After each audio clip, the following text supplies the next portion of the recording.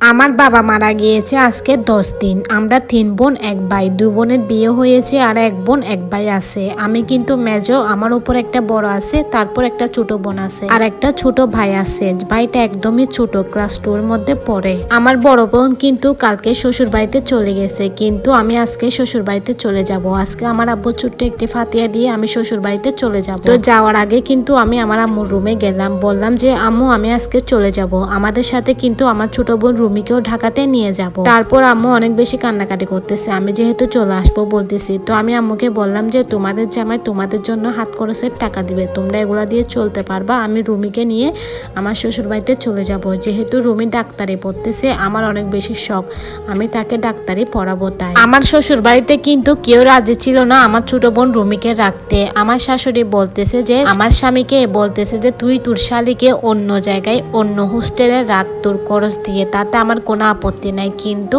আমরা এক ঘরে থাকতে পারবো না, এত বড় মেয়েকে কিন্তু আমি আমার বাড়িতে রাখতে পারবো না। কিন্তু আমার স্বামী এক পায়ে রাজি যে তার শালীকে তাদের বাড়িতে রাখবে। আমিও কিন্তু আমার স্বামীকে বিশ্বাস করি, আমার ছোট বোনকে বিশ্বাস করি প্রচুর পরিমাণ। আমিও কিন্তু শাশুড়ির অমতে যে আমার ছোট বোনকে আমার শ্বশুর বাড়িতে রাখলাম। যেহেতু গ্রামে আমার আব্বু মারা গিয়েছে, এত বড় মেয়ে, সবাই অনেকজন অনেক কিছু বলবে, একা একা কলেজে কিভাবে যাবে, তার জন্য কিন্তু আমি আমার বোনের ভালোর জন্য আমার শ্বশুর বাড়িতে রাখছিলাম। তারপর বেশ কিন্তু কয়েকদিন ভালোই যাচ্ছিল। আমার স্বামী কিন্তু অফিসে যাওয়ার সময় তার ছোট শালীকে কলেজে নামাই দিয়ে যাইতো, আবার অফিস থেকে আসার সময় কিন্তু তার শালীকে নিয়ে বাড়িতে আসতো। তো আমিও কিন্তু এসব দেখে কখনো মাইন্ড করতাম না, কারণ আমার স্বামী আমার ছোট বোনকে কিন্তু তার ছোট বোন হিসাবে চোখে দেখতো। আমি এটাই বিশ্বাস করতাম, এটাই মানতাম। তারপর একদিন কিন্তু আমার শাশুড়ি আর আমার একটা ননদ ছিল, ওরা দুইজনে মিলে কিন্তু কোথায় একটা বেড়াতে যাচ্ছে। তখন আমার শাশুড়ি মা আমাকে বলে যাচ্ছে, তুমি একা তোমার বোনকে এখানে রেখে যাইও না, তুমি কোথাও গেলে তোমার বোনকে নিয়ে যাইও। তো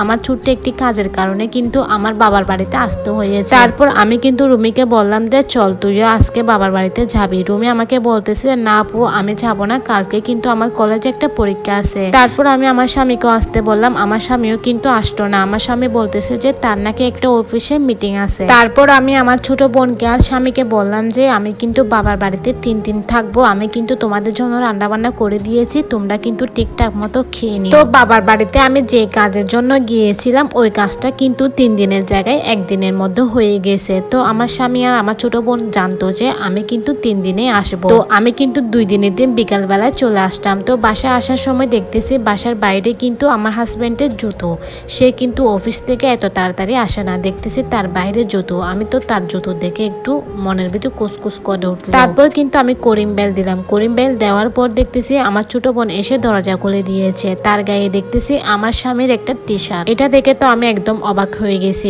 তারপর আমার ছোট বোন আমাকে নিজে নিজে বলতেছে যে বোন অনেক বেশি গরম পড়তেছে, তাই আমি একটা দুলাভাইয়ের টি শার্ট পরে নিলাম। তারপর আমি তাকে কিছুই বললাম না, কিছু না বলে কিন্তু রুমে চলে গেলাম। রুমে যাওয়ার পর দেখতেছি আমার স্বামী কিন্তু ওয়াশরুমে, আর বিছানাটা কিন্তু এলোমেলো। তারপর আমার বুকের ভিতর আরো দম নেই মুছতে উঠলো। তারপর আমার স্বামী কিন্তু ওয়াশরুম থেকে বের হয়ে আমাকে দেখে একদম অবাক হয়ে গেছে, বলতেছে কি রে তুমি চলে আসছো, তোমাকে নিয়ে আসার জন্য কিন্তু আমি আজকে তাড়াতাড়ি অফিস থেকে চলে আসলাম, তাই আমি গোসল টোসল করে রেডি হচ্ছি তোমাকে আনতে যাওয়ার জন্য। তারপর আমি ওর কথা শুনে ওকে বললাম যে যাক হয়েছে, তোমার থেকে আনতে যাইতে হবে না, আমি নিজে চলে আসলাম। তারপর আমি দুজনকে কিছু বলি না। বেশ কয়েকদিন যাওয়ার পর কিন্তু আমি তাদের দুজনের মোবাইল হাতে পাইছিলাম, চেক করতেছিলাম, দেখতেছি তাদের অনেক ঘনিষ্ঠ ঘনিষ্ঠ ছবি, ঘনিষ্ঠ কিন্তু ওরা মেসেজ করতেছে, কথা বলতে, তাদের রিলেশন কিন্তু 3 মাস চলতেছে। তারপর আমি তাদের দুজনকে কিছু বলি নাই, আমি আমার মাকে আর বড় বোনকে ফোন দিয়ে সবকিছু বলছি। তারপর তারা এসে কিন্তু আমার ছোট বোনকে রুমিকে নিয়ে যায়, নিয়ে যাওয়ার পর কিন্তু অনেক মারধর করছে। তো এখন কিন্তু আমি আমার স্বামীর সাথে সংসার করতেছি, আমার ছোট বোনকে কিন্তু অন্য জায়গায় বিয়ে দিয়ে দিয়েছে। তো আমি কিন্তু এখন 2টা বাচ্চার মা হয়ে গেছি। তো এতক্ষণ আপনারা যে গল্পটা